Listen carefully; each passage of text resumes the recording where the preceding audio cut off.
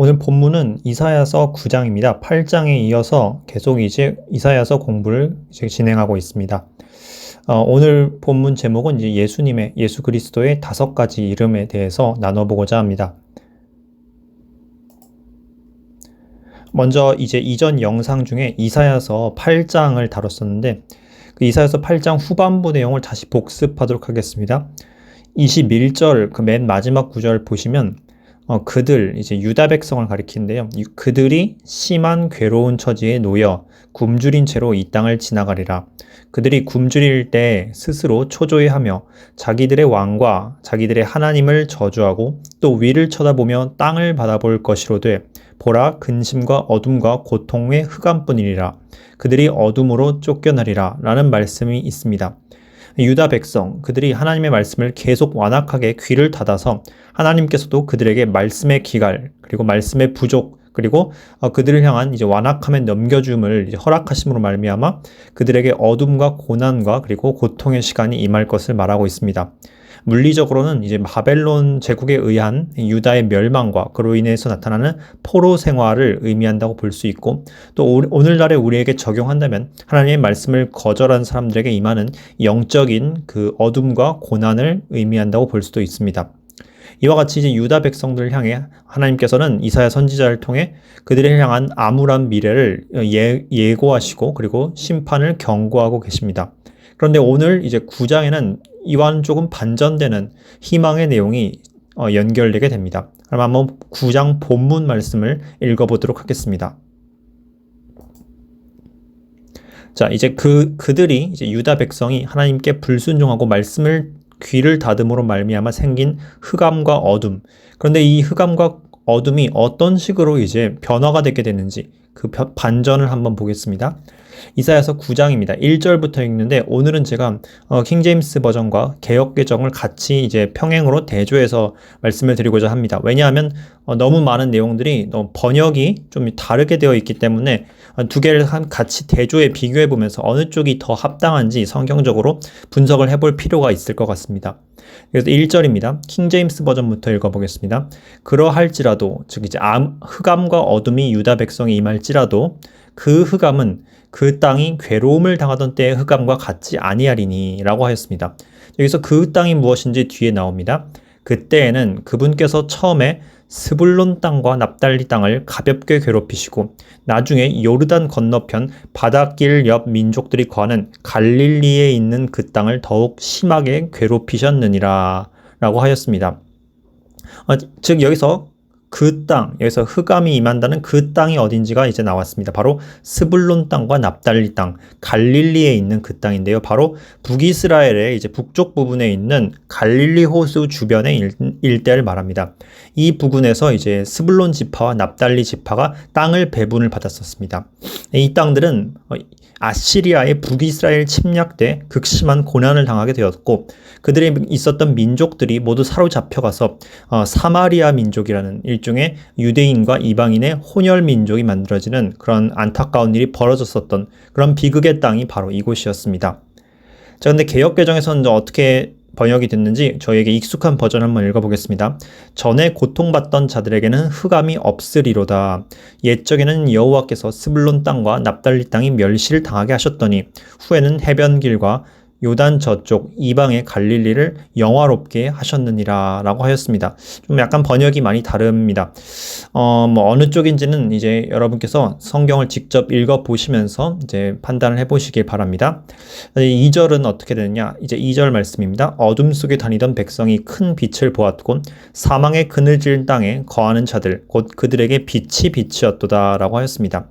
아마 개역개정 번역을 하신 분들 혹은 이제 그것을 개역개정이 참조했던 영어본을 번역하셨던 분은 아마 2절의 내용을 보고 아마도 갈릴리를 영화롭게 하셨느니라 라고 아마 지레짐작을 하셨던 게 아닌가 생각이 됩니다. 근데 이제 킹제임스에서는 그냥 아마 직역을 해가지고 더욱 심하게 괴롭히셨느니라 라고 이제 표현을 했습니다. 어쨌든 간에 중요한 내용은 유다 백성들이 당할 고통도 있지만 유다 백성이 당할 고통이 북이스라엘의 그 스불론 납달리 갈릴리의 땅에 있던 그들이 당할 고통보다는 훨씬 덜하다는 뜻이고 또한 하나님께서 이 유다 백성에게 하나의 큰 반전, 이 어둠을 반전할 큰 빛을 보내주신다라는 내용입니다. 그 빛이 사망의 그늘지 땅에 빛이 되어서 그것을 밝히 회복시키는 일을 하게 된다는 뜻입니다. 그 빛이 바로 우리가 아는 예수 그리스도의 그 영적인 빛, 세상에 오신 주님의 빛이 되는 것입니다. 저는 이제 개인적으로 이 개역개정 버전과 흠정역 번역 중 어느 쪽이 좀 더 이제 합당한지 한번 신약과 한번 대조를 해보았습니다. 신약 성경에도 이 구절이 인용이 되었는데 마태복음 4장 말씀을 보시면 이는 선지자 이사야를 통해 하신 말씀을 이루려 하심이라. 일러스되 스불론 땅과 납달리 땅과 요단강 저편 해변길과 이방의 갈릴리여 라고까지 축약돼서 인용이 되었기 때문에 이걸 앞선 두 가지 버전 중에서 어느 땅을 영화롭게 하였느냐 아니면 이제 더욱 고통스럽게 하였느냐 어느 쪽이 맞는지는 여기 축약본만 보고는 이제 정확하게 알 수가 없습니다. 뒤에 읽어보겠습니다. 흑암에 앉은 백성이 큰 빛을 보았고 사망의 땅과 그늘에 앉은 자들에게 빛이 비추었도다 하였느니라. 이사야서 이제 9장 2절 말씀을 이제 그대로 인용한 것입니다. 뒤에서 다시 한번 이 마태복음 4장 말씀은 다시 한번 제가 언급을 드리도록 하겠습니다. 어쨌든 간에 이제 이사야서 9장 이제 1, 2절 말씀은 요약을 드리면 이제 유다가 비록 순환을 당하게 되겠지만 그 이제 순환에 대한 예고에 덧붙여서 이제 하나님께서는 소망의 말씀도 같이 주시고 계십니다. 스불론 납달리 이방의 갈릴 땅이란 바로 북이스라엘을 말하는 것입니다. 즉 유다도 바벨론의 채찍을 받고 포로 생활하며 순환을 당하긴 하겠지만 북이스라엘이 아수르에 의해서 당했던 그 고난만큼 크지는 않을 것이다 라는 뜻입니다. 어떤 의미에서 이렇게 고난이 더 덜하다라고 말할 수 있느냐면 왜냐하면 소망의 그 징조가 올 것이기 때문입니다. 흑암과 고통이 있은 가운데도 소망이 온다면 그 고통은 감해질 수 있습니다. 실제로 유다는 하나님께서 바벨론 70년 포로 생활이 끝났을 때 고레스라는 왕을 통해서 그들을 다시 고토로 귀환할 수 있도록 해주셨고 그리고 훗날 그들을 향해서는 예수님을 보낼 수 있도록 많은 준비를 그들에게 해주셨습니다. 하나님께서는 북이스라엘을 징계하셨을 때 처음에는 이제 경고 차원에서 가볍게 고통을 주셨습니다. 그런데 이제 후일 계속해서 불순종이 거듭되자 하나님께서는 아예 완전한 멸망을 가져다 주셨는데 아수르 제국을 통해서 이 북이스라엘을 더욱 심하게 고통받게 하셨습니다. 저는 개인적으로 이제 흠정역 쪽 번역이 조금 더 그 의미가 타당하다고 생각을 합니다. 후에 이제 이사야서 9장의 후반부는 이제 제가 다음 영상에서 다룰 텐데 여기서도 이 북이스라엘 왕국을 향해 하나님이 처음에는 가볍게 괴롭히시고 나중에는 더욱 크게 고통을 주시는 그 내용이 나오게 됩니다. 자, 유다는 고통을 당했지만 징계를 당했지만 북이스라엘보다는 나은 처지에 처하게 되었습니다. 그럼 그것은 유다가 북이스라엘보다 영적으로 도덕적으로 더 나았기 때문에 그런 것일까요? 하나님께서는 그렇지 않다고 말씀하고 계십니다. 여러 선지서 말씀을 보시면 오히려 유다가 북이스라엘보다 하나님께 더 가증한 죄를 지었다라는 표현도 적지 않게 나옵니다. 그러나 그럼에도 불구하고 북이스라엘이 완전히 맥이 끊겨져 버린 것에 비해서 유다는 다른 운명에 처해집니다. 그들은 바벨론 포로 생활을 하지만 그 이후에도 다시 귀환을 하게 되고 나라의 명맥을 이어갈 수 있게 됩니다. 이것은 하나님께서 다윗 언약을 성취하시기 위한 목적이 큽니다. 하나님께서는 여로보암과는 언약을 맺지 않으셨지만 다윗과는 언약을 체결하셨고 따라서 다윗의 자손들이 불순종을 한다 할지라도 다윗의 명목을 봐서 그를 향한 그 언약을 성취시켜 주기로 작정을 하신 것입니다. 바로 궁극적으로는 예수님께서 이 유대인의 혈통을 통해 이 땅에 초림하시게 하기 위함이었습니다. 그 결과 유대인들은 포로 이후에 돌아왔고 그 이후로도 순환을 받긴 했지만 하나님에 의해서 보존되었습니다. 한편 오늘날도 유대인들은 1948년에 이르기까지 수많은 고난과 디아스포라 생활을 했지만 그럼에도 불구하고 끝내 살아남아서 그 홀로코스트마저 살아남아서 다시 고토에 귀환했습니다. 이것은 그들이 잘나거나 어떤 도덕적으로 우월해서가 결코 아닙니다. 오히려 이것은 성경에 예언된 예수님의 재림을 준비시키기 위해서 그들이 불순종하고 불신실하였지만 그럼에도 회개할 기회를 주시기 위해서 행하신 것입니다. 이와 같이 인간은 불순종을 거듭 반복하지만 하나님의 신실하심은 인간의 불순종마저 초월하여서 역사하시는 것입니다. 자, 그리고 이 오늘 본문 말씀에 언급된 어둠과 사망 속에 거하던 이들을 향해 비친 큰 빛, 그 빛의 본질이 바로 예수 그리스도이십니다. 사망과 어둠의 땅이라고 표현된 이 땅에 대해서 알아봅시다. 물리적으로는 이제 본문 말씀에 언급됐듯이 납달리 스불론 지역의 이제 갈릴리 지방, 주로 북이스라엘의 북쪽 지대에 해당되는 그 영토입니다. 이것은 실제로 역사적으로도 아수르에 의해서 심각한 침탈을 당하게 되었고 그곳의 민족들이 모두 디아스포라로 사로잡혀가서 수욕을 당하고 그리고 이방 민족이 거기 섞여 살며 혼혈 민족화되는 그와 같은 수모를 겪게 됩니다. 하지만 이와 같이 철저히 수모를 당했던 납달리와 스불론의 갈릴리 지역, 이 지역이 훗날에는 실제로 예수님에 의해서 영광을 빛을 받게 됩니다. 왜냐하면 예수님께서 공생의 당시에 이 3년 반의 공생의 당시에 가장 활발하게 기적과 사역들을 베푸신 땅이 바로 이 스불론과 납달리 지역 주변의 갈릴리 지방이었습니다. 마태복음 말씀에서도 이 말씀을 그대로 인용을 하였죠. 또 한편 사망과 어둠의 땅을 영적으로 이해해 봤을 때 바로 온 인류와 우리 자신을 포함해서 모든 인간들의 마음의 상태를 말한다고 볼 수도 있습니다. 모든 인간들은 기본적으로 하나님을 떠나서 부패한 상태로 존재합니다. 아담 이후에 모든 인류는 하나님을 대적하였고 그리고 부패로 인해서 마음이 타락해 하나님을 스스로 믿을 수 없는 죽은 영의 상태로 태어나게 되었습니다. 그리고 영적으로는 소경 상태이기 때문에 어둠 가운데 있고 진리를 보지 못하게 되었습니다. 이런 상태로는 그대로 죽으면 영원한 정죄와 심판을 해결할 수가 없게 됩니다. 그런데 예수 그리스도께서 오심으로 말미암아 도덕이나 사람의 의로는 도저히 해결할 수 없었던 이 어둠과 사망 그리고 멸망 가운데 있던 인류의 영혼을 밝게 비춰주시고 그들을 구원하실 빛이 되어주신 것입니다. 자, 이 말씀을 이제 마태복음 4장, 앞서서 이미 한번 인용했듯이 마태복음 4장에서 그대로 인용을 하였습니다. 스불론 땅과 납달리 땅과 요단강 저편 해변길과 이방의 갈릴리가 이제 예수님으로 인해 큰 빛을 보았고 흑암 가운데 있던 백성들, 이런 순환을 받았던 이스라엘뿐만 아니라 온 인류가 이제 예수님을 보게 되었고 우리는 그로 말미암아 참 빛을 얻게 되었습니다. 자, 그럼 본문 말씀 이어서 보도록 하겠습니다. 먼저 흠정역 번역으로 3에서 4절입니다.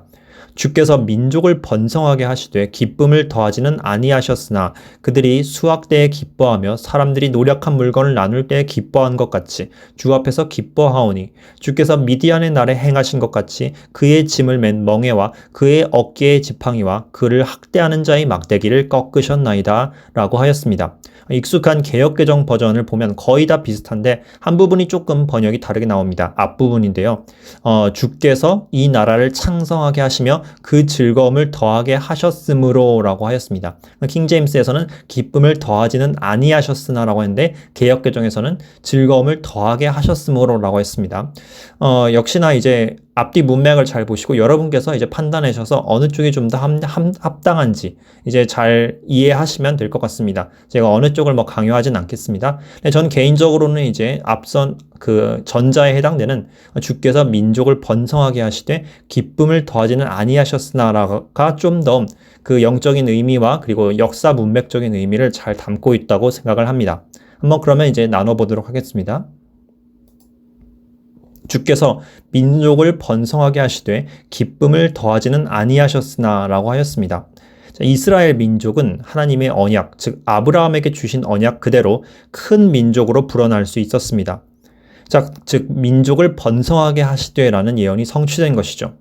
하지만 그럼에도 불구하고 그들에게는 온전한 마음의 기쁨이 임하진 못했습니다. 왜냐하면 그들이 하나님께 순종해야 되는데 오랜 역사, 즉 거의 구약 내내 불순종을 하였기 때문에 마음속에 참 평강을 누리진 못했던 것입니다. 신약 시대 때도 비슷합니다. 이때에도 물론 유대인 교회가 소수 세워졌지만 다수의 유대인들은 믿지 않았기 때문에 이스라엘은 여전히 참 평강과 기쁨 가운데 들어가지 못하고 기쁨이 아닌 이제 어려움과 그리고 영적인 불안 가운데 서 있을 수밖에 없었습니다. 오늘날도 이스라엘 민족은 하나님의 그 경륜에 의해서 보존되었고 여전히 번성하고 있지만 그럼에도 그들의 영적인 회복은 아직 임하지 않았습니다. 그러나 이런 상황이 이제 반전되게 될 것입니다. 그들이 수확 때에 기뻐하며 사람들이 노력한 물건을 나눌 때에 기뻐한 것 같이 주 앞에서 기뻐하오니. 자, 이와 같이 민족의 번성에도 불구하고 여전히 영적 어둠 가운데 있었던 이스라엘도 결국에는 기뻐하는 날이 오게 됩니다. 자, 이 기뻐하는 반전은 크게 두 가지 차원에서 이제 해석이 될 수 있습니다. 처음의 차원은 초림 때 있을 그 반전이고 두 번째는 재림 때 있을 반전입니다. 예수님께서 초림 때 오셔서 유대의 남은 자들에게 그들의 믿음을 주시고 그리고 교회를 세우셨습니다. 그리고 예수님께서 다시 오실 때 온 유다 민족들이 마침내 자신의 메시아를 알아보고 죄에 대해서 회개하고 구원을 받게 될 것입니다. 바로 이 예수님에 의한 회복이 이스라엘의 참된 기쁨인 것입니다. 이것은 어디까지나 유대인에게만 적용되는 게 결코 아닙니다. 모든 이방인들 역시 그 어둠 가운데서 기쁨이 없는 가운데서 나와서 참된 기쁨으로 들어가려면 예수님 안으로 들어가야만 합니다. 주님 안에서만 참된 기쁨이 허락되는 것이 유대인이나 이방인이나 모두에게 적용되는 진실인 것입니다. 자, 다음 절입니다. 주께서 미디안의 날에 행하신 것 같이 그의 짐을 맨 멍에와 그의 어깨의 지팡이와 그를 학대하는 자의 막대기를 꺾으셨나이다 라고 하였습니다. 자, 미디안의 날이라는 것은 참고로 이제 사사기에 기드온 사사에 의해서 미디안 민족이 이스라엘 침탈하다가 퇴치된 것을 의미하는 그 비유로 사용된 것입니다. 이와 같이 이스라엘과 그리고 이제 하나님의 백성들 가운데서 그들을 억압하던 멍에와 지팡이와 학대자의 막대기가 꺾이게 될 것이라고 하였습니다. 이것은 속박과 고통의 상징입니다. 자, 그런데 이 멍에를 어떤 차원에서 해석해야 될지 세 가지 차원에서 알아보도록 하겠습니다. 먼저는 정치적인 차원입니다. 이스라엘은 유대인이 이방인 민족에게 점령된 이방인의 시대가 시작된 이래로 계속해서 이방 민족에 의해서 압제를 받고 그리고 주권을 찬탈당하였습니다. 자, 이 유대 민족들은 바로 이러한 상황에서 벗어나기를 간절히 소원하였습니다. 우리 또한 이제 과거에 일제강점기와 같은 때를 겪었었기 때문에 이들의 이 절실한 마음을 우리는 이해할 수 있습니다. 또 한 가지 차원은 더 중요한 차원인데 바로 영적 차원에서의 압제입니다. 이것은 유대인뿐만 아니라 온 인류가 해당되는 사항이 있습니다. 인류의 영혼은 속박하고 있는 죄의 권세와 심판의 권세와 마귀의 권세 아래서 허덕이고 있습니다. 예수님께서는 바로 이러한 죄의 상태로부터 우리를 해방시켜 주시기 위해서 초림을 하셨습니다. 또 한 가지 중요한 차원은 바로 종말론적인 차원입니다. 온 피조 세계가 이 인류의 죄로 인해서 어둠과 썩어짐 가운데 종노릇을 하고 신음하고 있습니다. 예수님께서 다시 오실 때 비로소 이 어둠의 영원한 속박이 온 피조 세계에서 거둬질 것이고 우리의 육신 또한 온전히 구속되어서 더 이상 죄가 존재하지 않는 세계로 들어가게 될 것입니다. 예수님께서는 이와 같은 정치적 차원, 영적 차원, 종말론적 차원 모두의 해방을 가져다 주시는 분입니다. 문제가 있다면 예수님 초림 당시 때는 이스라엘은 정치적 차원의 해방만에만 너무 집중하는 그러한 실수를 범하였습니다. 자, 우리는 많은 목사님들과 저희들은 이제 이스라엘의 이와 같은 실수를 지적하면서 그들이 완전히 잘못된 것을 바라보았다. 그들이 예수님을 정치적 메시아로 오해하였다라면서 그들의 어리석음을 정죄하는 경우가 많습니다. 물론 그들의 실수가 분명히 있습니다. 하지만 우리가 이스라엘의 이와 같은 심정을 너무 정죄하거나 그들을 이해하지 못해서는 안 됩니다. 왜냐하면 정치적 차원의 해방 또한 분명 하나님께서 언젠가 주시겠다고 약속하신 것이 맞기 때문입니다. 그것을 바라는 것 자체는 분명 잘못된 것은 아닙니다. 단지 그보다 훨씬 더 중요하고 우선되어야 할 것이 있다는 점을 잊어서는 안 된다는 그것을 우리가 주목해야 합니다. 먼저는 우리가 죄에서 해방돼야 됩니다. 그 죄에서 해방된 다음에 이제 종말론적 해방과 정치적인 해방 또한 임하게 되는 것입니다. 예수님께서는 먼저는 우리의 영을 죄에서 건져주시고 그리고 우리를 주님의 날에 이르기까지 완성시키실 것입니다. 그리고 그렇게 완성된 이후 성화와 영화가 완전하게 완성된 이후로는 그제서야 비로소 물리적인 해방과 정치적인 해방 또한 임하게 해주시는 것입니다. 예수님의 이 영적 차원의 이 죄로부터의 해방이 성취된 때는 바로 예수님의 초림 때였습니다. 주님의 십자가와 부활을 통해서 우리의 영혼이 우리 죄의 속박에서 그리고 죄의 형벌에서 자유로워지게 되었습니다. 그리고 종말론적 차원의 해방이 임하는 때는 바로 예수님의 재림이 될 것입니다. 이 예언은 이 두 가지 측면 모두를 함축적으로 같이 예언하고 있는 것입니다. 자, 5절 보겠습니다. 흠정역에서는 이제 용사의 모든 싸움에는 어지러운 소리와 피에 젖은 옷이 있으나 이 싸움에는 불을 지피는 땔감과 불사르는 일이 있으리라 라고 하였습니다. 개역개정은 약간 좀 번역투가 다른데 어지러이 싸우는 군인들의 신과 피 묻은 겉옷이 불의 섭같이 살라지리라고 하였습니다. 이제 이것을 이제 해석하자면 다음과 같이 볼 수 있습니다. 모든 싸움은 일반적으로 어지러운 소리와 피에 젖은 옷이 있다. 즉 치열하게 서로 치고받고 싸운다. 그것이 전쟁의 원래 그 본질이라는 것이죠. 그런데 이 싸움은 좀 다른 게 여기서는 어지러운 소리나 피 묻은 옷이 있는 게 아니라 일방적으로 불을 지피는 땔감과 불사르는 일만 있을 것이다. 즉 불 한 방에 모든 것이 일방적으로 끝나버린다라는 것입니다. 즉 예수님의 재림 때 나타날 그 전쟁은 어지럽게 서로 치열하게 싸우는 게 아니라 그냥 일방적으로 주님의 그 입김에서 나오는 불 한 방으로 완전히 순식간에 태워져 버리는 일방적인 학살로 나타나게 된다는 뜻입니다. 자, 그러면 이제 이 주님에 대해서 이 중요한 예언이 나옵니다. 이 6절이 가장 중요한 절이므로 오늘 핵심절로 이왕이면 이제 암송을 하시는 게 또 좋을 것 같습니다. 6절 읽겠습니다. 이는 한 아기가 우리에게 낳고 한 아들을 우리에게 주신 바 되었는데 그의 어깨에는 정사를 메었고 그의 이름을 기묘자라 모사라 전능하신 하나님이라 영존하시는 아버지라 그리고 평강의 왕이라 할 것이라 임이라 하였습니다. 흠정역 번역은 이제 아래다 제가 첨부했고 따로 읽진 않겠습니다. 자, 이 구절에 대해서 이제 말씀을 드리겠습니다. 첫 번째, 한 아기가 우리에게 낳았다고 했습니다. 이것은 예수님의 초림, 즉 예수님이 마리아를 통해서 인성을 입고 태어나셨다는 것을 강조하는 표현입니다. 두 번째, 한 아들을 우리에게 주셨는데 이것은 예수님께서 영원 전부터 이미 영원토록 하나님의 아들이셨다는 것을 강조하는 구분입니다. 즉 주님의 신성을 강조하는 것이죠. 즉 주님은 오시기 이전부터 하나님의 아들이셨고 우리처럼 태어나는 순간에 그 존재가 형성된 게 아니라 영원 전부터 이미 존재하셨던 분이라는 것입니다. 즉 창세전부터 계시다가 때에 찬 경륜에 이르렀을 때 그분께서 우리에게 즉 인류에게 선물로서 주어지셨다라는 것이죠. 그리고 그분의 어깨에는 정권을 메었다고 하였습니다. 그분은 정권을 휘두르실 분, 즉 만왕의 왕으로 오실 분입니다. 먼저는 첫 번째 차원으로 거듭난 모든 자들의 마음 속에 영 속에서 우리를 통치하시는 이 영 속에서 우리를 다스리는 주님으로 오십니다. 이것은 초림의 차원 때 성취가 되었습니다. 그런데 그뿐만 아니라 재림 이후로는 이제 더 나아가서 가시적으로 온 우주를 직접적으로 통치하시는 왕으로서 오시게 될 것입니다. 이 구절에는 바로 그리스도의 왕국, 하나님의 왕국을 강조하고 있는 것입니다. 그리고 이제 예수님께 주어진 이 5가지 신비로운 이름들을 알아보겠습니다. 먼저 기묘자 또는 이제 놀라우신 분인데요. 자, 이것은 하나님의 신비이신 그리스도의 그 특성을 말해줍니다. 요한계시록 10장과 그리고 신약성경의 여러 말씀에서 예수님께서는 하나님의 신비로서 표현되고 있습니다. 즉 하나님의 모든 경륜과 계획과 그 아름다운 것의 집결체가 바로 그리스도, 성육신하신 그리스도이신 것입니다. 두 번째, 그분의 이름은 모사, 이제 킹제임스 번역에서는 조언자라고 이제 번역이 되었습니다. 모사이십니다. 그분은 하나님의 지혜이자 지혜의 그 자체이신 지혜의 근본이십니다.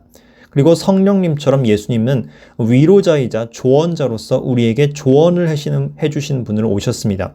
야고보서 1장 말씀에서 너희 중에 누구든지 지혜가 부족하거든 모든 사람에게 후히 주시고 꾸짖지 아니하시는 하나님께 구하라 하였습니다. 야고보서 1장 5절 말씀이고 그리고 잠언서 8장이나 9장에서도 지혜를 의인화하여서 그 지혜가 하나님의 지혜가 자신이 이제 하나님과 더불어 창조주인 것처럼 스스로를 소개하고 그리고 자신을 찾으라고 모든 사람들에게 권고하는 말씀이 있습니다. 이것이 지혜의 본체이신 그 예수 그리스도의 그 모습을 함축적으로 나타내는 것입니다. 세 번째, 그분의 이름은 전능한 하나님, 강하신 하나님입니다. 이것은 예수님의 전능성과 그분의 신성을 보여주고 있는 것입니다. 자, 이 구절은 참 놀라운 것이 분명 한 아기가 태어난다고 했는데 그 아기가 바로 하나님이라고 하였습니다. 즉 예수님의 인성과 신성을 동시에 지니고 계신 모습을 이 성경 말씀이 증명해주고 있는 것입니다. 네 번째 이름은 영원하신 아버지라고 하였는데 이 영원하신 아버지를 좀 더 정확히 번역하면 a Father of Eternity, 즉 영원의 아버지라고 할 수 있습니다. 즉 예수님이 영원 그 자체를 창조하신 분이란 뜻입니다.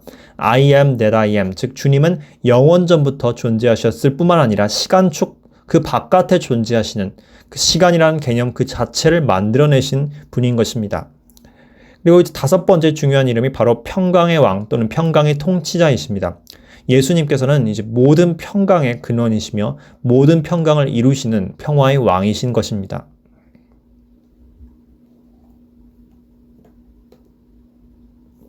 한편 6절에 보시면 그의 정권과 화평이 번창하여 끝이 없으며 라고 하였습니다. 그리고 그가 다윗의 왕좌와 그의 왕국 위에 군림하여 그것을 정비하고 이제로부터 영원토록 공의와 정의로 그것을 굳게 세우리라. 만군의 주의 열심히 이것을 이루리라 라고 하였습니다. 즉 예수님은 그분의 정권, 즉 그분의 통치는 끊임없이 확장된다는 사실을 알 수 있습니다. 먼저 첫 번째 차원으로서 예수님이 우리를 세우셨고 복음을 전하게 지상 명령을 내려주셨습니다. 이 복음 전도와 그리고 우리의 빛과 소금 된 삶을 통해서 그리스도인들의 이 삶을 통해서 하나님의 왕국, 즉 그리스도의 왕국의 확장이 일어나게 됩니다. 그런데 그것에서 그치는 것이 아니라 주님의 왕국은 천년 왕국을 직접적으로 세우심을 통해서도 확장되게 될 것입니다. 이때 온 우주가 이제 공식적으로 물리적으로 주님의 통치를 직접적으로 받게 될 것입니다. 그리고 그 이후에는 새 하늘과 새 땅이 완벽하게 창조됨을 통해서 천지의 모든 것, 하늘과 땅의 모든 것이 그리스도 안에서 하나로 통일되게 됨으로써 주님의 정권이 확장되게 될 것입니다. 뿐만 아니라 주님의 정권뿐 아니라 평강 또한, 평화 또한 주님 안에서 끝없이 확장됩니다. 먼저 죄인이 십자가의 구원의 은혜를 믿고 구원받을 때 그 죄인과 하나님 사이에 화목함이 이루어지게 됩니다. 이를 가리켜서 성경 말씀은 예수님을 우리를 구원하기 위한 하나님의 화목제물이라고 하였습니다. 이것처럼 하나님과의 화목이 이루어지게 되면 그 다음에는 자기 자신과의 분리가 회복되고 화평이 이루어지게 됩니다. 즉 자기 자신 안에서 내적인 평강이 참으로 임하게 되는 것입니다. 그뿐만 아니라 이웃과의 화평 또한 이루어지게 되는데 이것은 이제 이웃사랑 그리고 교회 안에서의 연합을 통해서 이루어지게 됩니다. 그리고 이 평화는 더욱 확장되어서 천년왕국 때의 평화로 이어지게 됩니다.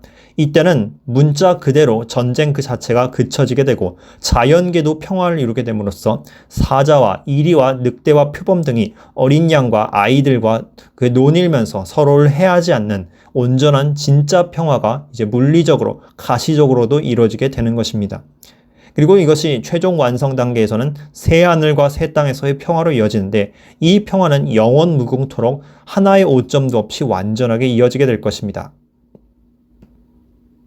그리고 예수님은 다윗의 왕좌에 앉는다는 사실을 우리가 잘 기억을 해야 합니다. 그리스도인들 같은 경우에는 메시아를 우주 만물의 왕으로서 하나님으로서 인정하고 고백을 합니다. 하지만 유대인의 왕 되신 그분의 그 아이덴티티를 인정하지 않는 분들 혹은 인정하지 않거나 축소해서 이해하신 분들이 의외로 많습니다. 반면에 유대인들은 메시아를 이해할 때 유대인의 왕이 된 측면은 강조하지만 이 우주 만물의 통치자 되시는 하나님 되심을 인정하지 않는 경우가 많습니다. 우리는 이 두 가지를 동시에 이해합니다. 예수님께서는 천국 보좌에 앉으신 우주 만물의 왕이기도 하지만 그와 동시에 다윗의 왕좌에 앉으실 유대인의 왕이기도 합니다. 즉 천년왕국 때 유대인들의 그 나라가 온전하게 회복되어서 온 열방의 그 제사장 나라가 될 것이란 뜻입니다. 그리고 또 한 가지 우리는 예수님께서 그분의 왕좌를 공의로서 세우신다는 사실을 기억해야 합니다. 주님은 다른 이 세상의 모든 불의하고 악한 통치자들과는 달리 유일하게 의로서 통치하시는 분입니다. 그분의 의는 완전하다고 합니다. 이사야서 11장에 그분께서 공의로 통치하시는 모습을 볼 수 있습니다. 또한 이 예수님의 왕권은 세상의 그 한정된 왕들과는 달리 영원토록 한치의 끊임도 없이 영원토록 지속되게 됩니다. 그리고 이 모든 일을 이루고자 하는 것이 바로 하나님의 열심입니다. 왜냐하면 하나님께서는 이 인류를 창조하시고 경영하신 궁극적인 목적이 바로 이 하나님 왕국을 완성하는 데 있었기 때문입니다. 즉 성경이 말하는 궁극적인 지향점 그리고 궁극적인 주제가 바로 하나님의 왕국인 것입니다. 하나님의 이 왕국을 이루기 위해서 바로 예수님께서 구원을 베푸셨고 또한 사탄 마귀를 심판하셨던 것입니다. 이 목적이 전부 그리스도 안에서 하나님께서 왕으로서 모든 걸 다스리기 위해 그 나라를 이루시기 위해 만드신 것이죠. 예수님의 5가지 이름을 이제 여러분과 같이 함께 묵상을 하시면서 이제 마치도록 하겠습니다. 예수님의 5가지 이름. 첫 번째 Wonderful, 그리고 두 번째 Counselor, 그리고 세 번째 Mighty God, 그리고 Everlasting Father, 그리고 이제 Prince of Peace. 이 의미들을 여러분께서 다시 한번 깊게 묵상하시면서 여러분의 왕 되신 예수님이 어떤 분인지를 이해하셨으면 하는 바람입니다. 한 주간도 평안하시고 주님 안에서 항상 기쁜 삶을 누리시길 바랍니다. 감사합니다.